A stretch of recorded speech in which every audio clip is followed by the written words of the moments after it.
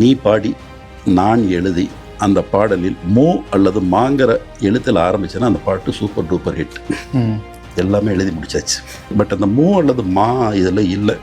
பரவாயில்ல, எல்லா புகழும் ஒருவனுக்குங்கிறத நம்ம எக்காரணம் கொண்டு மாற்ற வேண்டாம் அப்படின்னு சொல்லிட்டு, இல்லை எனக்கு ஒரு ஐடியா அப்படின்னா இந்த பாடல் ஆரம்பிக்கிறதுக்கு முன்னாடி ஒரு தொகையரா வச்சுக்கோமா, வச்சுக்கலாம் சார் சொல்லுங்க அப்படின்னு சொன்னோன்னா, வா சார் சொல்கிறாங்க ஃபோனில், முன்னாள் முன்னாள் முன்னாள் முன்னாள் வாடா. ஃபஸ்ட்டு டைட்டில் போடும்போதே ஒரு இம்ப்ரெஸ் பண்ணணும், இது பண்ணணும், ஏதோ ஒன்று அதில் ஒரு நல்ல விஷயம் பண்ணணும் அப்படின்னு சொல்லிட்டு தான் இவர் போய் அங்கே ஒரு விபத்தில் மாட்டி கீழே மயக்கத்தில் கிடக்கும்போது இன்னொரு கேரக்டர் இன்ட்ரடியூஸ் பண்ணுவோம். அங்கே தியேட்டரே கிளாப்ஸ். அந்த குருவுக்கும் பிரசாத்துக்குமான வித்தியாசத்தை அவர் அந்த பெர்ஃபார்மன்ஸில் மட்டுமே தான் காட்டி. இது பெரிய சவால். அதை ரொம்ப பிரமாதமாக சார் பண்ணியிருப்பாங்க. வாலி சாருக்கு கேசட் கொடுத்துட்டீங்களான்னு எனக்கு ஃபோன் வருது. எனக்கு பக்குங்குது. ஆனால் சார் இல்லை சார் கொடுக்கல சார். கொடுக்கலையா? இல்லை சார், அதுக்கு வேற ஒரு சாங் பண்ணால் நல்லாயிருக்கும் அப்படின்னு சொல்லிட்டு தடகளபதி தளபதி நான் தான்ங்கிற ஒரு வரி போட்டுக்கலாமாங்கிறாங்க. ஏன்னு கேட்டால் தடகள வீரன் தானே ஹீரோ, தளபதி தானே ஒரு. Presta Premium Women's Wear. Let your body love it. வணக்கம் சார். வணக்கம் சார். எப்படி சார் இருக்கீங்க? நல்லா இருக்கேன் சார். இப்போ இந்த ரீவெண்ட் எபிசோடில் நம்ம அலைய தமிழ் படத்தை பற்றி தான் ஃபுல்லாக பேச போகிறோம் சார். ஃபர்ஸ்ட் நம்ம டைட்டில் கார்ட்லேருந்தே போயிடலாம். ஏன்னா வந்து எடுத்தோடனே இதய தளபதி, இனிய தளபதி, அதுக்கப்புறம் இளைய தளபதி, டாக்டர் விஜய்ன்னு போடுவீங்க. ஏன்னா வந்து ஆகஸ்ட் மாதம் தான் 2007 ஆகஸ்ட் மாதம் டாக்டர் பட்டம் வாங்கினாரு. ஸோ படம் வந்து அந்த வருஷம் வந்தனால முதல் படம்ங்கிறதுனால நீங்கள் அதை போட்டுருப்பீங்க. போட்டுடலாம் அப்படின்னு. ஸோ இந்த இனிய தளபதி, இதய தளபதி அந்த ஐடியா ஃபஸ்ட்டு டைட்டில் போடும்போதே ஒரு இம்ப்ரெஸ் பண்ணணும், இது பண்ணணும், ஏதோ ஒன்று அதில் ஒரு நல்ல விஷயம் பண்ணணும் அப்படின்னு சொல்லிட்டு தான் இளைய தளபதிங்கிறத அது வரைக்கும் எல்லாருமே போட்டுட்ருப்பாங்க.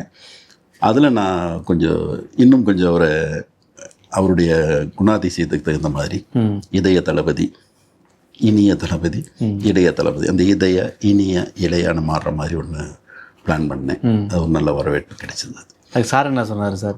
சார் ரொம்ப ரசித்தார், நல்லா இருக்கு அப்படின்னாரு. அந்த அந்த ஒரு எழுத்து மட்டும் மாறும்போது அதோடைய மீனிங் ரொம்ப ஒரு எலிவேட் ஆகிற மாதிரி இருந்தது. அதுக்கப்புறம் எங்கள் ஷூட்டிங் நடக்கும்போது தான் சாருக்கு ஒரு டாக்டர் பட்டம் கொடுத்தாங்க. அப்புறம் நம்ம படத்து டைட்டிலில் யூஸ் பண்ணிக்கலாம் சாருங்கும்போது அப்படியே கேட்டார், யூஸ் பண்ணிக்கலாமா அப்படின்னாரு. கொஞ்சம் ஆமாம் சார் பண்ணால் நல்லாயிருக்கும் அப்படிங்கும்போது ஓகே போட்டுக்குங்க அப்படின்னு சொல்லிட்டு நம்ம படத்தில் இந்த மாதிரி அந்த படத்தை மட்டும் தான் போட்டார்னு நினைக்கிறேன். அதுக்கப்புறம் முதல் டாக்டரேட் வாங்கின முதல் படம்ன்றனால இப்போ போட்டாங்க, அதனால அது போட்டாங்க. ஸோ அதே மாதிரி கதையுமே வந்து எஸ்கே ஜீவா சாரோட கதை தான்ன்றது டைட்டிலையுமே நீங்கள். ஆமாம். ஸோ முன்னாடியே வந்து உங்களுக்கு இந்த கதை தெரிஞ்சுட்டு அதுக்கப்புறம் நீங்கள் சார்கிட்ட சொன்னீங்களா, இல்லை சார் இந்த மாதிரி ஒரு கதை வேணும்னு கேட்டதுனால நீங்கள் இதை சோர்ஸ் பண்ணீங்களா சார்? எப்படி அவர் இந்த படத்துக்குள்ளே வந்தார்? அதாவது தில் தூள் கில்லி 3வது படம். இந்த படமும் ஒரு ஹாட்ரிக் வெற்றி எங்களுக்கு கிடைக்கணும் அப்படின்ட்டு ஒரு ஒருமித்த கருத்தோட தர்ணி சாரோட வேலை பார்த்துட்டு இருந்தோம். அப்படி இந்த படத்துடைய ஷூட்டிங் நடந்துட்டு இருக்கும்போது எனக்கு அந்த படத்துடைய தயாரிப்பு நிர்வாகி பாஸ்கர் அப்படின்னு சொல்லிட்டு சூர்யா மூவிஸில் ஒரு ஒர்க் பண்ணார். சார் அடுத்த படத்துக்கு கதைகள் கேட்டுட்ருக்காரு, நீங்கள் சொல்கிறீங்களா அப்படின்னு சொல்லிட்டு என்கிட்ட கேட்டாங்க. சொல்லாமே சாருக்கு அப்படின்னு சொல்லிட்டு பிளான் பண்ணோம். பிளான் பண்ணிவிட்டு நேராக கில்லியுடைய கிளைமேக்ஸ் ஷூட்டிங் ஒரிசா பார்டரில் நடந்துட்டுருக்கு. வைசாக் தாண்டி நடந்துட்டுருக்குங்க, அரக்குவேலின்னு ஒரு இடத்துல. அங்கே போயிட்டு விஜய் சாருக்கு ஒரு ஸ்கிரிப்ட் ஒன்று நரேட் பண்ணேன். ஒரே சிட்டிங், ஒரு ஸ்கிரிப்ட் கேட்டார் 2 hour. இதை அப்படியே போய் அப்பா கிட்ட சொல்லுங்கள், நம்ம பண்ணுவோம். அப்புறம் வந்து எஸ்எஸ்சி சார்கிட்ட அந்த ஸ்கிரிப்டை நரேட் பண்ணேன். அவருக்கும் அந்த கதை பிடித்திருந்தது. அது வேறொரு தயாரிப்பாளர்கிட்ட அந்த கதை போச்சு, அவங்களுக்கும் நான் நரேட் பண்ணேன். சில தவிர்க்க முடியாத காரணங்கள்னால அந்த படத்தை நாங்கள் அப்போ பண்ண முடியல. ஒரு தவிர்க்க முடியாத சில சூழ்நிலைகள்னால அந்த படத்தை அப்படியே எடுத்து அந்த கதையை ஓரமாக வைக்க வேண்டிய எந்த வருஷம் சார் சூழ்நிலை வந்தது. ஏடிஎம் பண்ணுறதுக்கு முன்னாடி இருந்தது. அதாவது கில்லி படம் முடிஞ்சு ரிலீஸ் ஆன அந்த கண்டிஷனில் நடந்துட்டு இருந்த வேலைகள். கில்லி ரிலீஸ் டைமில் இது நடந்துட்டு இருந்தது. 2004-05 சமயத்தில் இது நடந்தது. ஆமாம், அந்த டைமில் இது நடந்துட்டு இருந்தது. இந்த நேரத்தில் கில்லி மொத்த படப்பிடிப்பு முடிஞ்சு மதுரை ஸ்டார்ட் பண்ணுறாங்க விஜய் சார். மதுரை ஃபஸ்ட் நாள் ஷூட்டிங். கில்லியில் ஃபஸ்ட் டே டப்பிங் 7 மணிக்கு வந்து டப்பிங் பேசிட்டு 8 மணி வரைக்கும், 8 மணிக்கு கிளம்பி 9 மணிக்கு ஷூட்டிங் போகிறாங்க. போனவர் மதுரை ஷூட்டிங் ஸ்பாட்லேருந்து எனக்கு ஃபோன் பண்ணாங்க. என்ன அப்படின்னு, இந்த மதுரைக்கும் நீங்கள் டைலாக் எழுதுனா நல்லாயிருக்கும், இது நல்லா தான் இருக்குது, இருந்தாலும் உங்களுடைய பங்களிப்பு வரும்போது எனக்கு இன்னும் கொஞ்சம் அது, ஏன்னா அந்த ஒரு ரீல் டப்பிங் பேசி டப்பிங்கில் ஒர்க் பண்ணி எல்லாம் பண்ணி அந்த ஒரு ஃபுல் படம் நான் தான் பெரும்பாலும் விஜய் சாருக்கு டைலாக் சொல்லி கொடுப்பேன். ஏன்னா அந்த மாடுலேஷன் எல்லாம் கொஞ்சம் தரணி சார் என்ன தான் அதுக்கு கிட்டத்தட்ட ஒரு அசிஸ்டன்ட் டைரக்டர் மாதிரி ஒருகிட்ட ஃப்ரெண்டு தானே அப்படிங்கிற மாதிரி நான் ஒர்க் பண்ணிட்டு இருந்தேன். மதுரை படம் நான் எழுதினேன். நான் மதுரையும் எழுதும்போது அவரோட ஒரு டச்சிலேயே இருந்துட்டு இருந்தோம். இப்போ விஜய் சாருக்கு அந்த நான் முதல்ல சொன்ன கதை பண்ண முடியாமல் போயிருச்சு அப்படின்னு ஒரு இவருக்கு ஒரு வார்த்தை சொல்லிட்டோம். பட் அது சந்தர்ப்ப சூழ்நிலைனால அது படம் ஆகலை அப்படின்னு சொல்லிட்டு அப்புறம் சச்சின் படம் வந்தது, திருப்பாச்சி வந்தது, அதுக்கப்புறம் ஆதி வந்தது, சிவகாசி வந்தது. நான் வெயிட் பண்ணிகிட்டே இருந்தேன். அதாவது நான் டைரக்டர், என்ன கதைன்னு தெரியாது, விஜய் சார் பண்ணுறாங்க, அப்பச்சன் சார் ப்ரொடியூசர், அப்படி ஒரு நம்பிக்கை வச்சு விஜய் சார் அந்த படத்தை கொடுத்தாங்க. இந்த மீன் டைமில் தான் எஸ்கே ஜீவா அப்படின்னு சொல்லிட்டு அவங்க வந்து ஒரு கதை சொன்னாங்க. விஜய் சார்கிட்ட ஃபஸ்ட் அந்த கதை சொல்லியிருக்காங்க. அவர் சார்கிட்ட சொல்லியிருக்காங்க. அழகிய தமிழ் மகனுடைய டைட்டில் அதில் அந்த கதையை சொல்லியிருக்காங்க. சாருக்கு என்னென்னு கேட்டிங்கன்னா 43, 44 படம் பண்ணிட்டோம், டூயல் ரோல் பண்ணவே இல்லை. இது ஒரு டூயலில் ஃபஸ்ட்டு ரொம்ப நல்லா இருக்குமே, நம்ம ஒரு டூயல் ரோல் இந்த டைமில் பண்ணணுமே அப்படின்னு சொல்லிட்டு அந்த கதையும் ரொம்ப இம்ப்ரெஸ் ஆகிருந்தது சாருக்கு. நல்லா இருக்குன்ட்டு அப்பச்சன் சார்கிட்ட அனுப்பியிருக்காங்க. அப்பச்சன் சாருக்கும் அந்த கதை பிடிச்சிருந்தது. அப்புறம் என்னையை கேட்க சொன்னாங்க. அப்புறம் ஜீவா சார்கிட்ட நான் அந்த கதையை கேட்டேன். கேட்கும்போது நல்லா இருந்தது, அந்த கண்டென்ட் வைஸ் புதுசாக இருந்தது. அது இந்த இஎஸ்பிங்கிற ஒரு விஷயத்தை வச்சுட்டு ஒரு நல்லா பண்ணியிருந்தாங்க. ட்விஸ்ட் அண்ட் டென்ஸ் எல்லாம் நல்லா இருந்தது. அப்புறம் நான் கதையில் சில மாற்றங்கள் பண்ணிக்கலாம் அப்படின்னு ஜீவா சார்கிட்ட சொன்னேன். கொஞ்சம் லாஜிக்காக நான் கேட்டேன், இந்த இடத்த இப்படி பண்ணிக்கலாம்னு. அவரும் ஓகேன்ட்டார், இதெல்லாம் பண்ணால் நல்லா தான் இருக்கும் அப்படின்ட்டு அந்த கதையில் ட்ராவல் ஆகும். ஸோ ஆக்சுவலாக அவரே டேரக்டர் தானே சார்? அவர் ஏன் கதை மட்டும் அவரே டைரக்ட் பண்ண தான் வந்திருப்பார் ஆக்சுவலாக, இல்லையா? அவர் என்ன ஐடியாவில் போனாருன்னு தெரியலிங்க. கதை தான் சொல்லியிருப்பாருன்னு நினைக்கிறேன். அவர் டைரக்ஷன் பண்ணுற ஐடியாவில் போனாரான்னு தெரியல. பட் கதையை சொல்லியிருக்காங்க. ஆல்ரெடி அடுத்த படம் பண்ணுறதுக்கான டைரக்டராக நான் ஒரு கம்பெனியில் ஃபிக்ஸ் ஆகி உட்காந்துருக்கேன். எனக்கு இன்னும் கதை இல்லை அப்படிங்கிறதுனால என்னுடைய கதை ஆல்ரெடி பண்ண கதையும் அதை எடுத்து ஓரமாக வச்சுருக்கேன். இன்னும் அந்த கதை இருக்குது. அந்த விஜய் சாருக்கு நான் வெரி ஃபஸ்ட்டு பண்ணணும் அப்படின்னு நினைத்த கதை இன்னும் எங்கிட்ட இருக்குது. அது ஒவ்வொரு டைமும் அதோடைய ரீரைட் பண்ணிகிட்டே இருக்கேன். அது கன்ஃபார்மாக ஒரு பெரிய வெற்றி படமாக வரும். அது அந்த சூழ்நிலையில் அதை பண்ண முடியாமல் போச்சு, அவ்வளோதான். அப்புறம் ஜீவா சார் கதை தர்றேன் அப்படின்னார். அவருக்கு எம்மேல ஒரு ஒப்பீனியன் இருந்தது. அவர் ஒரு நல்ல நண்பராக இருந்தார். சார் நம்ம சேர்ந்து பண்ணுவோம் அப்படின்ட்டு நான் கதையை அவருக்கு எனக்கு சொன்ன உடனேயே இந்த படம் முடியும் வரை நீங்கள் என் கூடவே இருக்கணும், ஏன்னா இது உங்களுடைய ஒரு தாட், இதை நம்ம 2 பேருமே ஸ்க்ரீன் ப்ளே பண்ணும்போது எங்கள் கூட எல்லாத்துலேயுமே இருங்க, இது சரியாக வருதா என்னங்கிறது நீங்கள் தான் எனக்கு ஒரு ஆடியன்ஸாக இருக்கணும். அவர் கடைசி வரைக்கும் கூட இருந்தார். அந்த சாங் கம்போசிங்லேருந்து என் கூட கிட்டத்தட்ட ஒரு நான் எப்படி தரணி சாருக்கு ஒரு உதவி இயக்குனர் மாதிரி வேலை பார்த்தனோ அந்த மாதிரி என் கூட ஜீவா சார் இருந்து தான் அந்த படத்தை நாங்கள் பண்ணோம். அதில் இன்ட்ரோல் பிளாக்லேருந்தே நான் சில மாற்றங்கள் பண்ணேன். ஆக்சுவலி அதில் ஜீவா சார் சொல்லும்போது பார்த்தீங்கன்னா அந்த ட்ரெயின் ஆக்சிடென்ட்டு நடந்துடும். ஓகே, ட்ரெயின் ஆக்சிடென்ட் நடந்துடும். அப்பாவையெல்லாம் ஹாஸ்பிட்டல் கொண்டு போவாங்க. அங்கேயும் ஒரு சோகமாக அப்பாவையெல்லாம் பார்த்து ரொம்ப, ஏன்னா அவர் சொல்றது நடக்குது அப்படின்றது, அவன் நினைக்கிறது நடக்குதுன்றது ஒரு சம்பவம் போதும் தான். ஆமாம் ஆமாம், ஒரு குழந்தை சம்பவம் இருக்கும், அது நடந்துருச்சு, குழந்தை இறந்துருச்சு, ஆக்சிடென்ட்டும் நடந்துருச்சு, அப்பா உண்டாயிட்டாரு. அதுக்கப்புறம் இவருக்கு தோணுன விஷயம் பார்த்தா தன்னுடைய காதலையே தன் கையாலேயே கொள்ற மாதிரி ஒரு கனவு வந்தது. அப்படிங்கும்போது அப்படி சோகமாக உட்காருவாங்க விஜய் சார். அதுதான் அவர் சொன்ன இன்ட்ரோல். என்ன பண்ணுறது நான் அப்படின்ட்டு இருக்கும்போது எனக்கு கேட்டோன்னே, நான் அந்த இன்ட்ரோவில் கேட்டோன்னே நான் ஜீவா சார் கிட்ட சொன்னேன், சார் தயவு செஞ்சு இந்த இன்ட்ரோவில் நம்ம மாற்றிடுவோம். விஜய் சார் மாதிரி ஒரு எனர்ஜி ஹீரோ வந்து இன்ட்ரோவில் ஐயோ எனக்கு இப்படி தோணுச்சேன்னு உட்காந்தா நல்லா இருக்காது அப்படின்னு சொல்லிட்டு தான் அவருக்கு அந்த விஷயத்தை கொஞ்சம் கொஞ்சமாக ஸ்மூத் பண்ணி அவசர அவசரமாக அவரை கிளம்பி இந்த பொண்ணுக்கு பக்கத்தில் இருந்தால் தான் இந்த ஆபத்துக்கு நம்ம காரணமாகும். நம்ம இவளை விட்டு நெடுந்தூரம் எங்காவது போயிட்டோம் அப்படின்னா இது நடக்காமல் போயிடும்ல அப்படின்னு சொல்லிட்டு இவர் கிளம்பி பாம்பே போகிற மாதிரி ஒரு விஷயத்தை முடிச்சுட்டு இவர் போய் அங்கே ஒரு விபத்தில் மாட்டி கீழே மயக்கத்தில் கிடக்கும்போது இன்னொரு கேரக்டர் இன்ட்ரடியூஸ் பண்ணுவோம். அங்கே தியேட்டரே கிளாப்ஸ். அடுத்த விஜய் சார் வருவார். இவர் பாம்பேயில் போய் மயக்கமாயி கீழே விழுந்துட்டாரு. இன்னொரு விஜய் சார் அங்கிருந்து சென்னையை நோக்கி வர்றாரு அப்படிங்கிறத நான் இன்ட்ரோலாக ஃபிக்ஸ் பண்ணேன். இது ஒரு கிக்கான ஒரு இன்ட்ரோலாக இருந்தது. இதை நான் விஜய் சார்கிட்ட சொன்னேன், ப்ரொடியூசர்கிட்ட சொன்னேன். ஜீவா சார் தான் ஃபர்ஸ்ட் இதை அக்செப்ட் பண்ணுவார். ரைட்டர்கள் பெரும்பாலும் தங்களுடைய கருத்துக்களை மாற்றிக்க மாட்டாங்க. ஜீவா சாரை பொறுத்தளவு நல்ல விஷயங்கள் சொல்லும்போது மாற்றிக்கணும். ஸோ அதே மாதிரி இப்போ ஒரு 2 கேரக்டர், ஒன்று வந்து நெகட்டிவ் அப்படின்னும் போது, ஸோ வந்து இந்த படம் தான் முதல் படம்னு சொல்லலாம். இதுக்கு முன்னாடி ஒரு படத்தில் நெகட்டிவ் கேரக்டர் பண்ணியிருக்காரு விஜய் சார். ஆனால் இதுதான் வந்து டபுள் ஆக்ஷன் நெகட்டிவ். ஸோ அதுக்கப்புறமும் சில படங்கள் பண்ணியிருக்காரு. ஸோ நெகட்டிவ் கேரக்டரை மட்டுமே வந்து அவர் ரொம்ப ரசித்து பண்ணுற மாதிரி ஸ்க்ரீனில் எங்களுக்கு தெரியுது. ஓகே, ரொம்ப என்ஜாய் பண்ணி பண்ணுறாரு அந்த கேரக்டரை அப்படின்னும் போது. ஸோ அவர் அந்த ஸ்பாட்டில் எப்படி சார் இருந்தார் இந்த கேரக்டர் பண்ணுற சமயத்தில்? இப்போ எங்கள் படத்தில் அழகிய தமிழ் மகனில் என்ன ஒரு பெரிய சவால் அப்படின்னு கேட்டிங்கன்னா கெட்டப் சேஞ்ச் எதுவுமே கிடையாது. ஆமாம். இந்த உருவ ஒற்றுமை தான் இந்த படத்தில் அந்த டூயல் ரோலுக்கான காரணி. ஒரே மாதிரி உருவம் உள்ள ஒருவனை குருன்னு சொல்லி பிரசாத் அந்த பொண்ணை நம்பிடுவான், அந்த வீடு நம்பிடும். அப்படிங்கும்போது கெட்டப் சேஞ்ச் எதுவுமே சாருக்கு கிடையாது. அப்போ என்ன பெரிய சவால்னு கேட்டிங்கன்னா, எந்த ஒரு பெருசாக தாடி வச்சுட்டோ அல்லது பெருசாக ஒரு மறு வச்சுட்டு பெருசாக ஏதாவது கெட்டப்பில் மாற்றிட்டாலே உங்களுக்கு அது ஒரு 50% பாஸ் ஆயிரும்.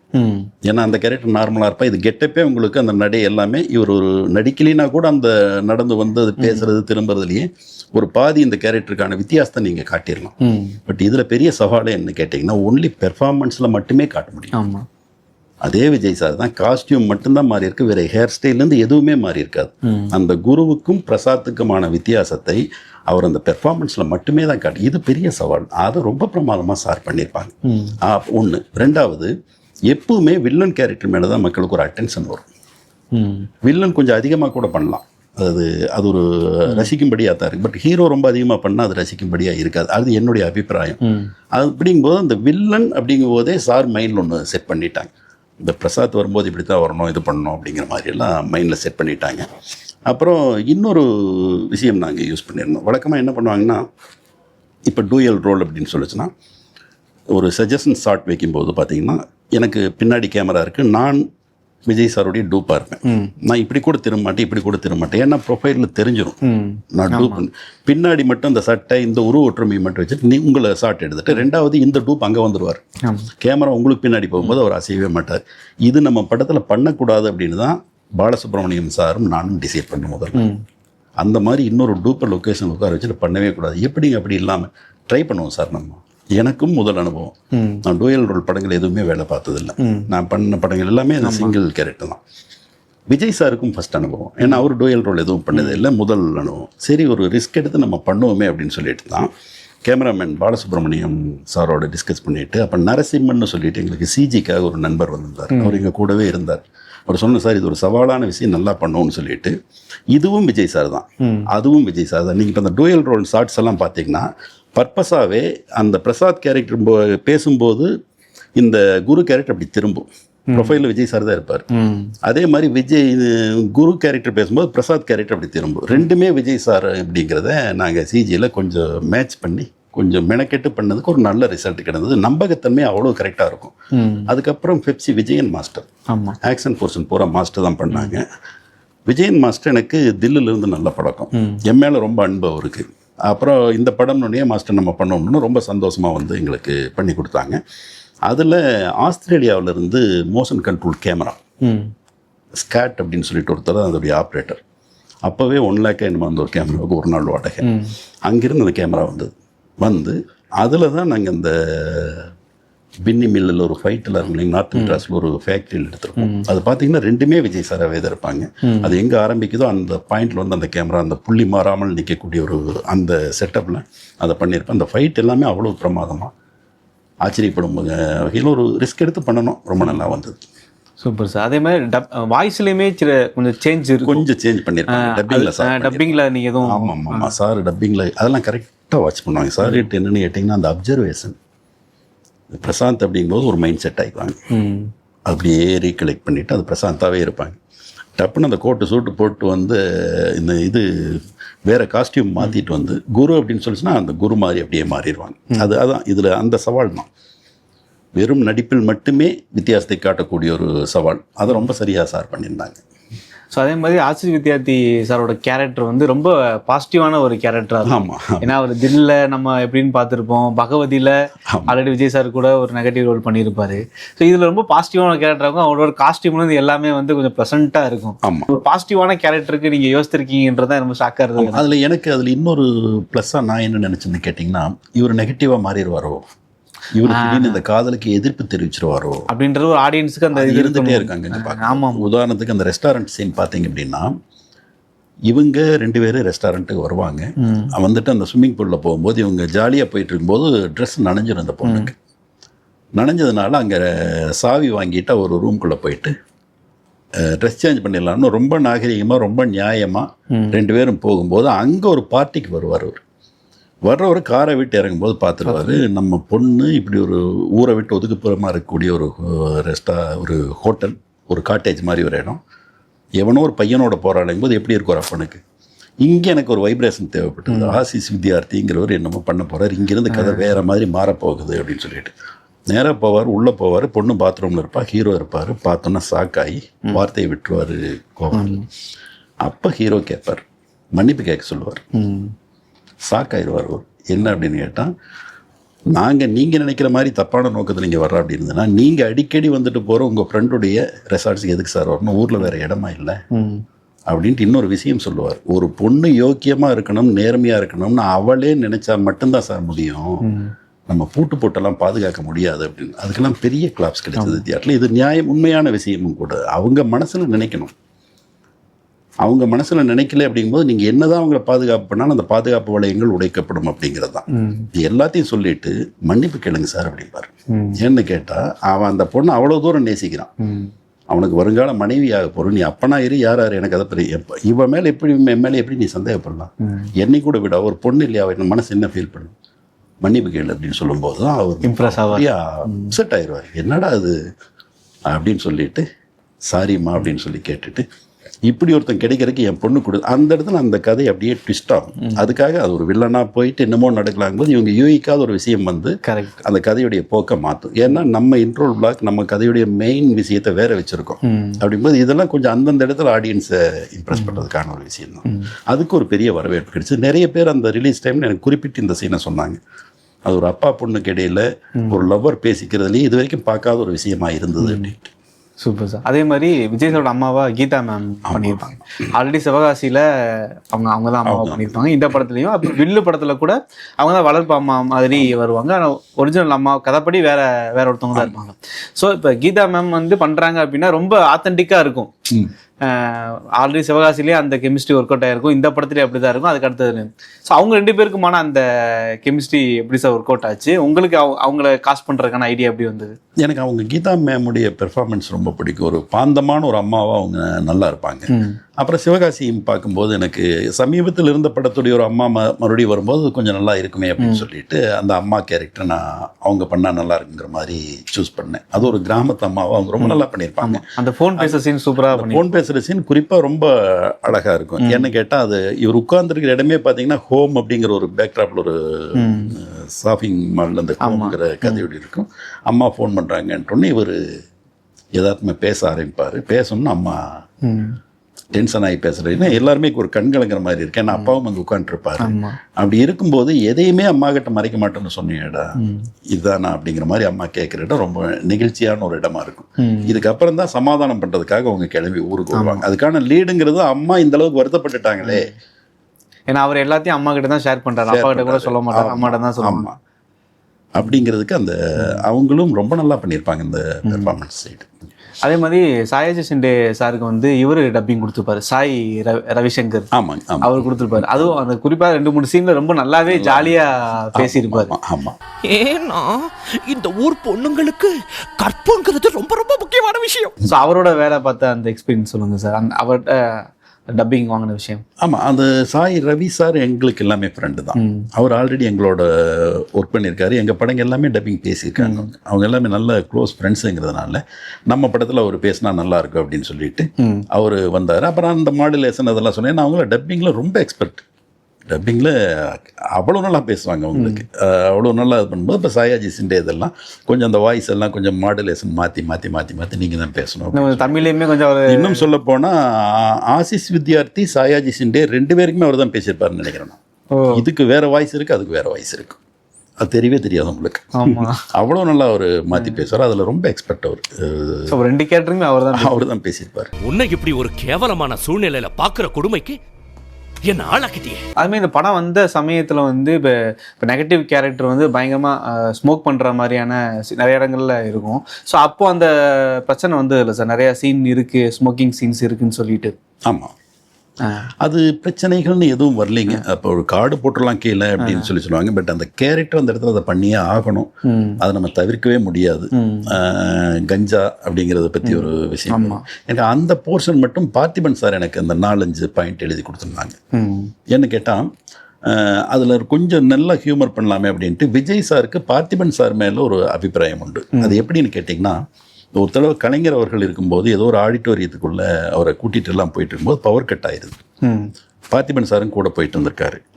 பவர் கட் ஆன உடனே டார்ச் எடுங்கன்னு யாரோ சொல்லியிருக்காங்க. உடனே பார்த்திபன் சார் அங்கே ஒரு கமெண்ட், அவர் சமயோஜிதமாக டைமிங்கில் சொல்லுவார் இல்லையா, சூரியனுக்கே டார்ச்சா அப்படின்னு ஒரு கமெண்ட் அடிச்சு, அது அப்போ ஒரு பெரிய பேசு பொருளாச்சு. கலைஞர் அவர்களே ரசிக்கும்படி பார்த்திபன் சொன்னதா அது அந்த டைமிங்ல அது ஒன்று. ஏன்னா கலைஞர் தான் அதில் எக்ஸ்பர்ட்டும்பாங்க. கலைஞர் அப்பப்போ இருக்கிறத வச்சு ஒவ்வொரு சிலையடைகள் அந்தந்த இதை வச்சுட்டு சொல்றதெல்லாம் ரொம்ப ஃபேமஸ். எனக்கே நிறைய விஷயங்கள் பிடிக்கும்.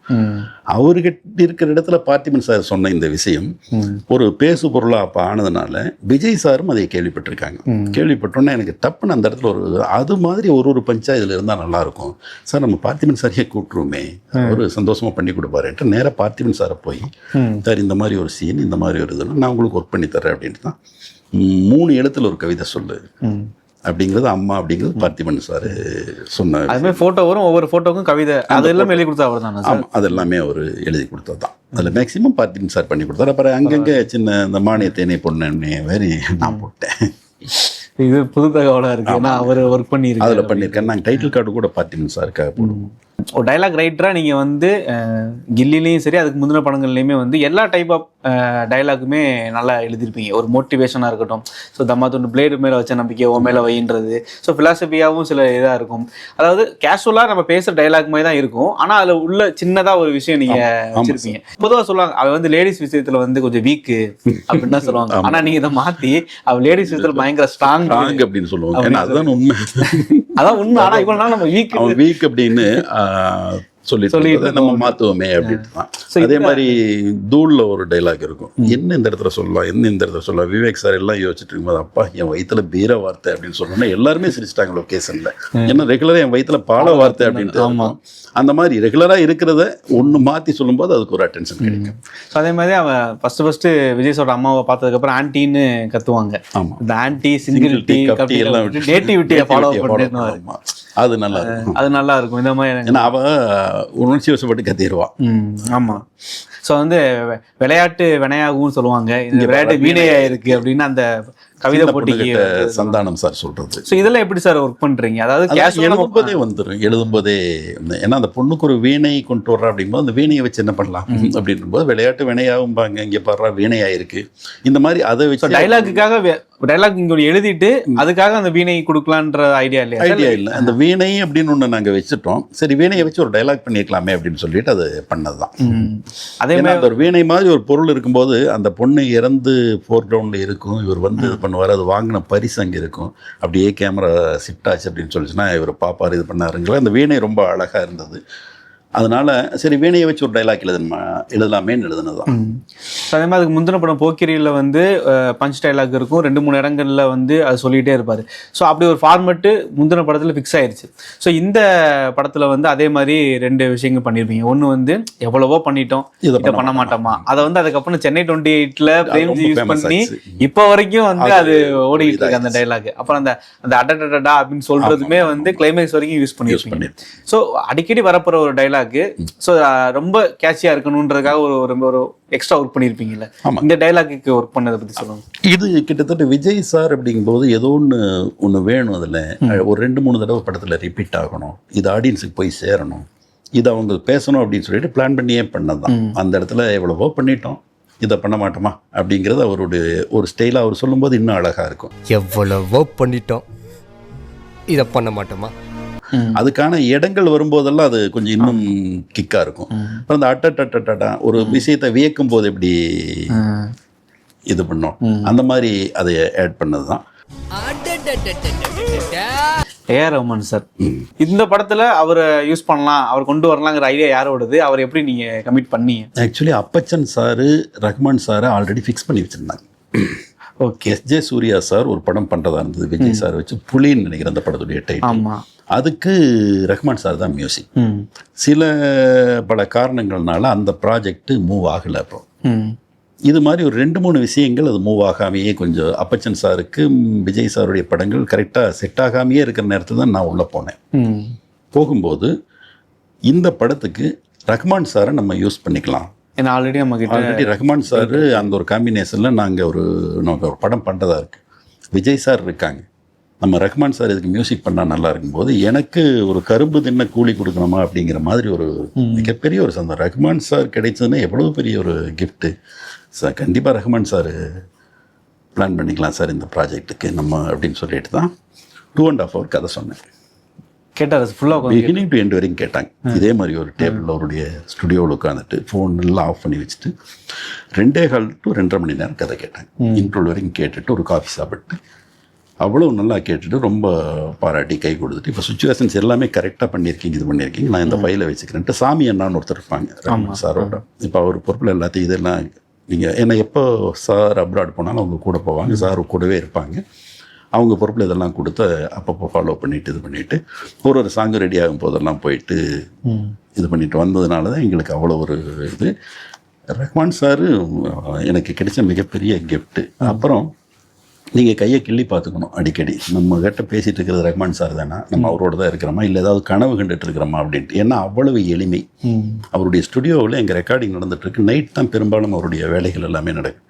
திடீர்னு சாப்பிட்றதுக்கு மேலே போச்சு அப்படின்னா அவங்க மதர் பண்ண மீன் குழம்பு இதெல்லாம் வந்திருக்கும். ஏன்னா வீடு பக்கம் அப்படியே சும்மா கொஞ்சம் தோணுது, அப்படியே வந்துன்னா ஸ்டுடியோவுக்கு வந்துடலாம் அப்படின்ட்டு. வாங்க இன்னைக்கு ஸ்பெஷலாக ஒன்று இருக்குது அப்படின்னு சொல்லிட்டு சார் எங்களுக்கெல்லாம் பரிமாறுவாங்க. நானும் ஜீவா சாரெல்லாம் உட்காந்துட்டு இதை சாப்பிடுங்க, இந்த மீன் ரொம்ப நல்லா இருக்கு அம்மா பண்ணது அப்படின்னு சொல்லிட்டு அப்படி பரிமாறிட்டு அப்படி சாப்பிட்டு கீழே போய் ஒர்க் பண்ணுவோம். இப்படி தான் அந்த பாடல்கள் எல்லாமே இதாச்சு. அவ்வளவு சந்தோஷமாக இருந்து அவ்வளோ நல்லா ஒர்க் பண்ணி கொடுத்தாங்க. ரஹ்மான் சார் கொடுத்த 2 சாங்கை நானே வேண்டான்னு சொன்னேன். காரணம் என்ன அப்படின்னு கேட்டிங்க அப்படின்னா, எனக்கு ஒரு சாங் அந்த கேளாமல் கையிலேவுக்கு வெரி ஃபஸ்ட்டு அந்த சாங் ஒன்று ரஹ்மான் சார் கொடுத்தாங்க.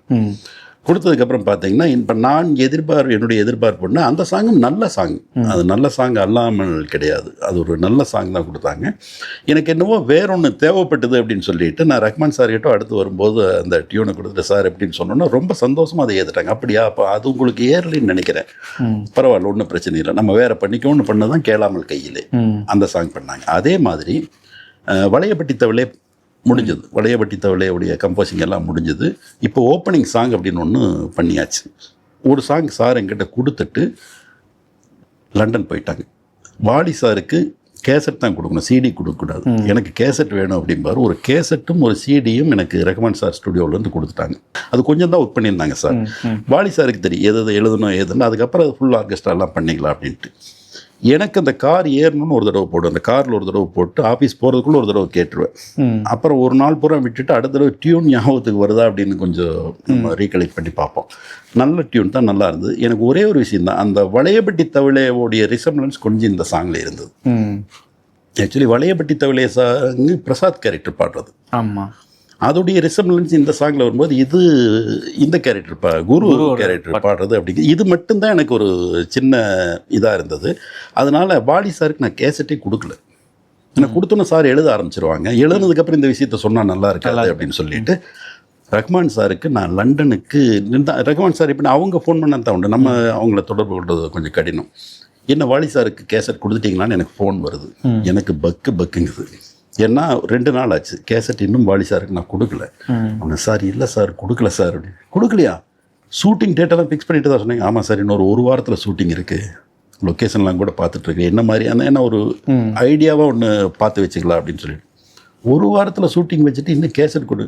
இல்லை சார், அதுக்கு வேற ஒரு சாங் பண்ணால் நல்லாயிருக்கும் அப்படின்னு சொல்லிட்டு தயங்கி நான் ஃபோனில் சொல்கிறேன். அப்படியா, ஏன் அப்படின்னாங்க. இந்த காரணத்தை நான் சொன்னேன்.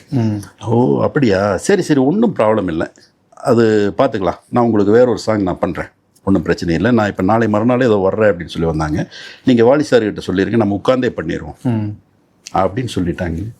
அப்போ தான் எனக்கு உயிரே வந்தது. ஏன்னா எவ்வளவு இலகுவா எவ்வளவு சாதாரணமாக ஒரு விஷயத்தை ஒரு அறிமுக இயக்குனராக இருந்தாலும் பரவாயில்ல, அவருக்கு அதில் ஏதோ வேற ஒன்று தேடுறாரு அப்படின்னு சொல்லிட்டு சரி நம்ம அதுக்கு ஒர்க் பண்ணி கொடுக்குமே அப்படின்ட்டு அப்படி நடந்தது எனக்கு. இதெல்லாம் தான் எனக்கு அந்த கையை கிள்ளி பார்த்துக்கோன்னு சொன்னேன் இல்லைங்களா, அந்த தருணங்கள் இதெல்லாமே. சார் வந்துட்டாங்க, அப்புறம் வாலி சார் வந்தாங்க, எல்லாம் உள்ளே போய் உட்காந்தாச்சு. அந்த பாடல் எழுத ஆரம்பிச்சாச்சு. வாலி சார் போட்ட ஃபஸ்ட்டு கண்டிஷனே நீ இந்த பாட்டை பாடணுன்ட்டாங்க ரஹ்மான் சார் பார்த்து. என்ன அப்படின்னு கேட்டால், நீ பாடணும், எனக்கு இனிமேல் இந்த பாட்டு நீ பண்ணால் நல்லா வரும்னு தோணுது, ஒன்றும் நீங்கள் பாடிடலாம் அப்படின்னு சொல்லிட்டு இன்னொரு விஷயம் சொன்னாங்க வாலி சார். அதுதான் ஒரு அருமையான விஷயம். நீ பாடி நான் எழுதி அந்த பாடலில் மூ அல்லது மாங்கிற எழுத்தில் ஆரம்பிச்சேன்னா அந்த பாட்டு super duper hit. Mukkala Mukkabula, லேலா லேலா, முஸ்தபா முஸ்தபா, டோன்ட் வை முஸ்தபா, எல்லாமே மூ அல்லது மாங்கிற அந்த எழுத்து வந்ததுன்னு அந்த பாட்டு பெரிய ஹிட். சரி பாடிடலான்னே, முதல்ல பாட்டை கொடுங்க அப்படின்னு சொல்லிட்டு எல்லா புகழும் ஒருவனுக்கு இதுலேருந்து வார்த்தைகள் ஒவ்வொன்றும் வந்து விழுகுது. எல்லாம் அந்த உற்சாகமாக அந்த மியூசிக், அதுக்கு வார்த்தையை சொல்ல எவ்வளோ பெரிய ஜாம்பவான்கள் 2 பேரும் யோசிச்சு பாருங்க. ஒரு சைடு வாலி சார், இன்னொரு சைடு ரஹ்மான் சாரோட ஒரு 1 மணி நேரம் 1.5 மணி நேரம் அந்த வேலைகள் போயிட்டே இருக்குது, எழுதிட்டே இருக்கும். தடகளபதி தளபதி நான் தான்ங்கிற ஒரு வரி போட்டுக்கலாமாங்கிறாங்க. ஏன்னு கேட்டால் தடகள வீரன் தானே ஹீரோ, தளபதி தானே ஒரு தடகளபதி தளபதி சார், வார்த்தை நல்லா இருக்கு, இதை போட்டுக்குவோம் அப்படின்னு சொல்லிட்டோம். எல்லாமே எழுதி முடிச்சாச்சு. பட் அந்த மூ அல்லது மா இதில் இல்லை. பரவாயில்ல, எல்லா புகழும் ஒருவனுக்குங்கிறத விட என்ன வார்த்தை வேணும், அது அமைஞ்சிருச்சல்ல, இது போதும். என்னப்பா நீ ஹாப்பியா அப்படின்னாங்க. ரொம்ப ஹாப்பி சார் அப்படின்னு சொல்லிட்டு இந்த பாடல் அப்படியெல்லாம் இதாச்சுங்களா. அடுத்த நாள் லண்டன் கிளம்பிட்டாங்க ரஹ்மான். எங்கே பிசி ரஹ்மான் சார். 2 நாள் கழித்து நான் அங்கே ரெக்கார்ட் பண்ணிடுறேன், இது பண்ணிடுறேன், லிரிக்ஸ் எல்லாம் பக்காவாக கொடுத்துருந்துச்சாச்சு. நான் அங்கேயே எல்லாத்தையும் முடிச்சிடுறேன், இது பண்ணுறேன்ட்டு நைட்டு 2:30 மணிக்கு எனக்கு ஒரு ஃபோன் வந்தது. சார் என்ன விஷயம் அப்படின்னு சொன்னோன்னே, ஆக்சுவலி இப்போ ரெக்கார்டிங் ஸ்டார்ட் பண்ண போகிறேன், எல்லா புகழும் ஒருவனுக்கு. ரொம்ப சந்தோஷம் சார், ஏன்னா நீங்கள் ஷூட்டிங் வேறு நெருங்கிருச்சலாமா சார், இன்னொரு 4 days தான் இருக்குது அப்படின்னு. ஒன்றும் பிரச்சனை இல்லை, வாடி சார் ஒன்று சொன்னார், ஞாபகம் இருக்கா உங்களுக்கு?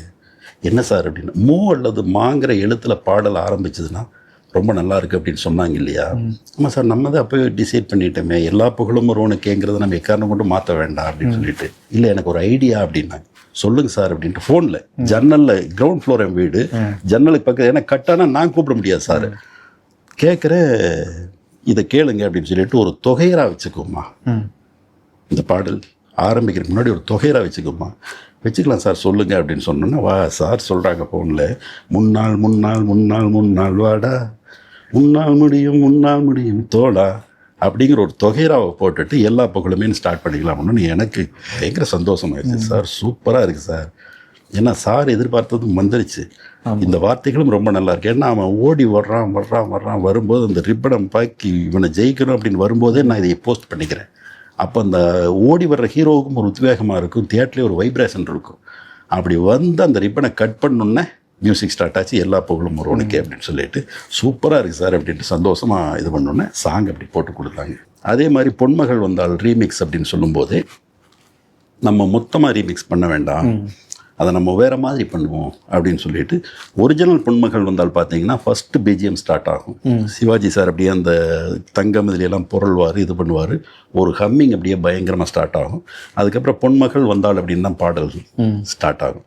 ஆனால் எங்கள் பாட்டு அப்படி ஆரம்பிக்காது. ரஹ்மான் சார் என்ன பண்ணியிருப்பான்னு கேட்டிங்கன்னா, முத்துக்கள் சிரிக்கும் நிலத்தில் தித்திக்கும் நினைப்பை விதைத்து அப்படின்னு தான் பாடல் ஆரம்பிக்கும். அதில் என்ன ஒரு யுக்தின்னு கேட்டிங்கன்னா, இந்த 2 வரியை கேட்கும்போதே வேறு ஏதோ கேட்ட மாதிரி இருக்கேன்னு ஞாபகம் வரும்போது பொன்மகள் வந்தால்னு வந்துடும். ஓ இதான் அப்படிங்குது. இது ஒரு சின்ன யுக்தி தான். அதாவது ஒரு 5-3-4 செகண்ட்குள்ள ஒரு ஆடியன்ஸை உள்ள ஈர்க்கக்கூடிய ஒரு யுக்தி. அப்படித்தான் அந்த சாங்கியை ஆரம்பிச்சிருப்பாங்க. முத்துக்கள் சிரிக்கும் நிலத்தில் வித்திக்கும் நினைப்பை விதைக்கும். இந்த பாட்டுலையுமே வந்து அந்த பழைய பாட்டையுமே அப்படியே யூஸ் பண்ணியிருப்பாரு. இடத்துல மட்டும் 2 வார்த்தை மட்டும் டிஎம்எஸ் அவர்களுடைய அதுவும் வரணும். ஒரு ரீமிக்ஸ் அப்படின்னா அந்த ஒரிஜினலே ஞாபகப்படுத்திட்டு போச்சுன்னா அது அந்த பாட்டுக்குள்ள ஒரு ஐட்டம். அது அந்த பாட்டை மேலும் மேலும் கேட்க தூண்டுறதுல அதுக்கு ஒரு பங்கு இருக்கு. ஆமா. இப்போ நீங்க வந்து வாலி சாருக்கே இந்த டியூனை கொடுக்கலன்னு சொல்றீங்க, அதாவது இந்த ஓப்பனிங் சாங்க்கு ஃபர்ஸ்ட் போட்ட டியூன். ஆனா இப்ப ப்ரொடியூசரோட இன்டர்வியூல வந்து அவர் சாங் கேட்டுட்டு விஜய் சார் வந்து இந்த சாங் வேண்டான்னு சொன்னதாகவும் தான் அவர் அந்த இன்டர்வியூல சொன்ன மாதிரி ஞாபகம். ஆனா அது அப்படி நடக்கலையா சார்? அந்த அப்படி நடக்கல சார். ஒருவேளை ஒரு மலையாளத்துல சொன்னதை ஏதாவது கொஞ்சம் லாங்குவேஜ் ப்ராப்ளத்தினால தவறா வந்திருக்குமே என்னமோ தெரியல. ஏன்னா அப்படி ஒரு சம்பவமே நிகழலை. எந்த ஒரு டியூனுமே விஜய் சாருக்கு கொண்டு போயிட்டு இந்த டியூன் ஓகேவா அப்படின்னு கேட்டு ரெக்கார்டிங் நடக்கவே இல்லை. ஏன்னா அதுக்கான வாய்ப்புகள் இல்லை. ரஹ்மான் சாருடைய டைம் ஒன்று, ஆமாம், அந்த டைமில் அவரை போய் நான் மீட் பண்ணுறது கரெக்டாக அந்த டைமில் போய் அவரை மீட் பண்ணணும். இல்லைன்னா அவர் பயங்கர பிஸி, எங்கே போவார் என்ன வருவார்னு தெரியும். அந்த டைமுக்கு சாங் வாங்க முடியாது. விஜய் சாருடைய ப்ரோக்ராம் அப்படிங்கிறது ஷூட்டிங் அப்படி அப்படின்ட்டு அவருடைய ப்ரோக்ராம் வேறு மாதிரி இருக்கும். இப்படி இருக்கும்போது இவர்கிட்ட ஒரு டியூனை வாங்கி அதை கொண்டு போயிட்டு விஜய் சார் கிட்ட கேட்டு மறுபடியும் வந்துங்கிற சம்பவம் நடக்கவே இல்லை எங்கள் படத்தில். ஸோ அதே மாதிரி டான்ஸுமே வந்து ரொம்ப நல்லா இருக்கும் சார். பிரேம் ரக்ஷித் மாஸ்டர் வந்து தெலுங்குல இருந்து வந்து பண்ணியிருப்பாரு. அவரோட அப்ரோச் வேற மாதிரி இருக்குன்றது நல்லாவே பார்க்கும்போது தெரிஞ்சு. அவரை கூப்பிட்டு வரலாங்கிறது யாரோட ஐடியா? விஜய் சாருடைய ஐடியா அது. விஜய் சார் அப்போ ஜூனியர் NTR உடைய படம் ஒன்று பிரேம் ரக்ஷித் பண்ணியிருந்தாங்க. அந்த படத்தில் ஒரு டான்ஸு சாங் எல்லாமே நல்லா வளர்ந்து வரக்கூடிய ஒரு இதாக. சார் எப்போதுமே பேரலாக வர எல்லா படம் பார்த்துட்டே இருப்பாங்க. அவருக்கு தான் முதல் தமிழ் படம். ஆமாம், முதல் நாங்கள் தான் இன்ட்ரோடியூஸ் பண்ணது வரேன். சார் விஜய் சாரை பொறுத்தளவு எல்லா பேரலாக ரிலீஸ் ஆன எல்லா படத்தையும் பார்த்துட்டே இருப்பாங்க. அதில் ஒவ்வொன்றும் என்ன டெக்னிக்கலாக புதுசாக வருது, என்ன டான்ஸில் என்ன பண்ணுறாங்க, சமகால ஹீரோக்கள் பல லாங்குவேஜில் என்ன நடிச்சிட்டு இருக்காங்க, என்ன பண்ணிட்டுருக்காங்க பார்த்துட்டே இருப்பாங்க. அப்படி இருக்கும்போது அந்த ஓப்பனிங் சாங் நம்ம பிரேம் ரக்ஷித் மாஸ்டர் நம்ம அவரை யூஸ் பண்ணிக்கலாம் அப்படின்னு உடனே அவரை வர வச்சு, அவர் பர்டிகுலராக விஜய் சாருடைய படம் அவருக்கு இங்கே தமிழில் ஃபஸ்ட்டு வாய்ப்பாக கிடைக்குன்னு அவருக்கு ஒரு பெரிய ஒரு சந்தோஷம். அப்புறம் உட்காந்து அவருக்கு அந்த என்னென்ன இடத்துல ஷூட் பண்ண போகிறோம், இந்த சாங் எவ்வளோ உத்வேகம் கொடுக்கணும் பார்க்குறவங்களுக்கு, சில்ட்ரன்ஸ் எல்லாம் உள்ள வேணும் இப்படின்ட்டு என்னென்ன ஐட்டங்கள் எல்லாம் நாங்கள் உட்காந்து ஒரு நாள் 2 நாள் டிஸ்கஸ் பண்ணி அவர் ரிஹர்சல் பண்ணி அந்த ஸ்டெப்ஸ் எல்லாம் ரொம்ப கடினம். அந்த கால் மடிக்கு வர்றதெல்லாம் ரொம்ப கடினமான ஒரு விஷயம். அதனால் இதெல்லாம் நம்ம சிங்கிள் ஷாட்லேயே வச்சுக்கலாம், இதில் எல்லாம் கட் பண்ணி போக வேண்டாம். ஏன்னா சார் ஒரே ஷாட்டில் பண்ணும்போது அதுக்கான வேல்யூ இருக்குது, நம்ம கட் பண்ணி அப்படியெல்லாம் பிளான் பண்ணி பண்ணதான் அதுக்கான வரவேற்பு கிடைச்சி. வளையப்பட்டி தவிலை பார்த்தீங்கன்னா இவர் நம்ம தினேஷ் மாஸ்டர் எனக்கு ரொம்ப க்ளோஸ் ஃப்ரெண்ட். அவரோட அப்படி நிறைய என் வீட்டுக்கு பக்கத்தில் தான் அவருடைய வீடு, ஒரே தெரு, அதாவது வேம்பிலி அம்மன் கோயில் ஸ்ட்ரீட்டில் கொஞ்சம் ஒரு வாக்கபிள் டிஸ்டன்ஸ் தான் அவர் வீடு. அவர் அங்கே வந்துடுவார். அவர் ஈசி ரோட்டில் வீடு இருக்குது. இருந்தாலும் அந்த பாட்டு சம்மந்தமாக ஏதாவது டைரக்டரோட டிஸ்கஸ் பண்ணோம்னா அங்கே வந்துடுவார். இப்போ நான் என்னுடைய உதவியாளர்கள்லாம் போயிட்டு அந்த பாட்டை போட்டுட்டு இந்த பாட்டில் என்னென்ன ஐட்டங்கள் வச்சுக்கலாம், அந்த தலையை தபேலா மாதிரி ஒரு இது பண்ணுறது. அந்த ஷாட்டுக்கு எல்லாரும் மொட்டை போட்டிருப்பாங்க. மொட்டை போட வச்சோம். அது ஒரு நான் அப்பயே யோசித்தேன், பாட்டு பார்க்கும்போது இந்த ஒரு பாட்டுக்காக மொட்டை போட வச்சிருக்காங்களா? ஆமாம். சும்மா ஒரு பாடலுக்குள்ள சின்ன கியூட்னஸ் இருக்கும்போது அது தொடர்ந்து பார்க்கறது பாட்டு தானே. படம் நீங்கள் ஒரு தடவை பார்ப்பீங்க, 2 தடவை, எத்தனையோ தடவை பார்ப்போம். படம் ரொம்ப பிடிச்ச படம்னா நிறைய தடவை. பட் பாடல் நீங்கள் எப்போ டிவியில் வந்தாலும் எப்போ இது பண்ணாலும் எப்போ திடீர்னு அந்த பாட்டு நல்லா இருக்கே பார்க்கலாம் போது எல்லாம் உங்களை அதை குஷிப்படுத்திகிட்டே இருக்கணுங்கிறதுக்காக அதுக்குள்ள சின்ன எலிமெண்ட்ஸ் மணிராஜ் கொண்டு வந்த அந்த தவளை இது எல்லாம் வச்சிருப்பாரு. அந்த பாட்டுடைய ஓப்பனிங்கே நல்லா இருக்கு. அந்த தந்தானம் நானா அந்த கட்டிங்ஸே ரொம்ப நல்லாயிருக்கும். ஒரு சின்ன கட்டிங்ஸ் விஜய் சார் இது பண்ணுறது, அந்த லெக்கு, அந்த பொண்ணு நடந்து போகிறது, அந்த எம்டி செட்டில் அந்த பொண்ணை மட்டும் தனியாக இருக்கு, அப்படி நல்ல ஒரு அந்த ஒவ்வொரு பாடலுக்கும் ஒரு சின்ன ஸ்கிரிப்ட் மாதிரி அந்த மாஸ்டரோட உட்காந்து யோசிச்சதுனால தான் அந்த அளவுக்கு அதுக்கு ஒரு வரவேற்பு கிடைச்சது. அது எப்படி சார் மொட்டை போட ஒத்துக்கிட்டாங்களா சார்? எல்லாரும் ஒத்துட்டாங்க. ஏன்னா ஒரு 2 ஷாட் வரப்போகுது, அதில் அப்படி இருந்தால் நல்லா இருக்கு அப்படின்னு அப்புறம் மாஸ்டர் சொன்னால் அவங்க எல்லாமே கேட்டுருவாங்க. ஸோ அதே மாதிரி நம்ம அலைதம்னு நினச்சா எனக்கு ஒரு சில விஷயங்கள் மைண்டுக்கு வரும். அதில் ஒன்று தான் வந்து இந்த மதுரைக்கு போகாதடியில் வந்து அந்த மாலை போட்டுட்டு நடந்து வர அது எஜமானோட ரீக்ரியேஷனாக அது இருக்கும். இப்பயுமே நிறைய ஆட்டோக்கள்ல இப்போ போஸ்ட் அடிக்கிறவங்கலாம் வந்து அந்த ஸ்டில் யூஸ் பண்ணுறாங்க. அப்படி ஒரு ஷாட் எப்படி சார்? அது நான் பர்டிகுலராக சோபி மாஸ்டர் கிட்ட வேணும்னு கேட்டு நான் பண்ணது. இந்த பாடலில் சார் அப்படி வரணுங்கிறது மாஸ்டர் எனக்கு நீங்கள் அதை பண்ணி கொடுத்துடணும். ஏன்னு கேட்டால் நான் ரஜினி சார் வர்றது என் மைண்ட்லேயே இருக்கு. இன்னும் அந்த எஜமான் படத்தில் பார்த்தது ஒன்று எனக்கு ரொம்ப இருக்கு. சாருக்கு அந்த மாதிரி ஒரு விஷயம், ஏன்னா அந்த லிரிக்ஸ் அந்த மாதிரி இருக்கும். அப்படி இருக்கும்போது அப்படி எல்லாருமே கொண்டாடுற மாதிரி ஒரு மாலையோட அப்படி வேட்டி சட்டியில சார் நடந்து வரணும் அப்படிங்கிறது மஸ்டா அந்த சாங்ல வேணும் அப்படின்னு சொல்லி கேட்டு தான் மாலையில் இது பண்ணிட்டு அதை எடுத்தோம். ஆழியாரில் தான் எடுத்தோம்னு நினைக்கிறேன், பொள்ளாச்சியில். அதுக்கு ஒரு பெரிய வரவேற்பு. அந்த ஸ்டில்லே ஒரு தனித்துவமான ஸ்டில்லா சாருக்கு அமைஞ்சிருச்சு. ரொம்ப நன்றி சார். ஓகே சார், ரொம்ப நன்றி. இவ்வளவு நேரம் ஒதுக்கி நிறைய விஷயங்கள் சொன்னீங்க. எங்களுக்கும் படத்தை பற்றி நிறைய விஷயங்கள் தெரிஞ்சுக்க முடிஞ்சது. ரொம்ப நன்றி. ரொம்ப நன்றி சார். விகடனுக்கும் உங்களுடைய பேட்டிக்கும் இவ்வளோ தூரம் நீங்கள் அந்த படத்தை பற்றி மக்களுக்கு தெரிய வச்சதுக்கு ரொம்ப நன்றி sir. Thank you sir. Thank you sir. Presta Premium Women's Wear. Let your body love it.